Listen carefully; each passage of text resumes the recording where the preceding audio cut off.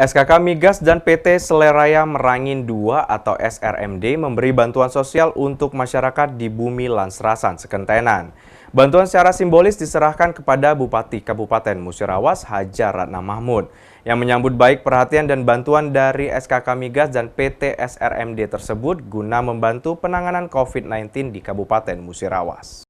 Bupati Kabupaten Musirawas Hajar Ratna Mahmud secara simbolis menerima bantuan sosial atau bansos dari SKK Migas dan PT SRMD untuk dukungan penanganan pandemi COVID-19 di wilayah Kabupaten Musirawas.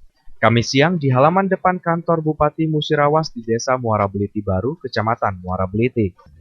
Dan bantuan diserahkan manajer senior Humas SKK Migas Sumbangsel Andi Ari Pangeran didampingi staf untuk selanjutnya dibagikan langsung ke masyarakat yang terkena dampak COVID-19.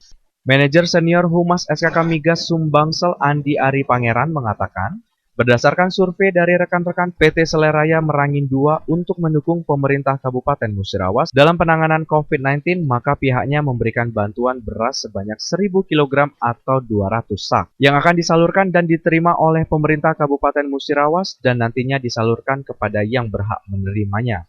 Dan bantuan 300 kg beras di Kecamatan Bulang Tengah Suku Ulu yang akan diberikan langsung ke kepala desa diantaranya Desa Pelawe dan Kelurahan Bangunjaya.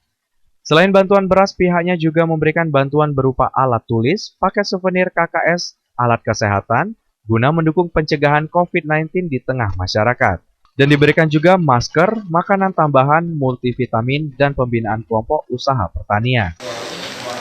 Ya, saya Andi Ari, Kepala Departemen Humas SKK Migas Sumbangsel, mewakili manajemen SKK Migas dan Sumbangsel tentunya bersama kontraktor kerjasama Seleraya Merangin II.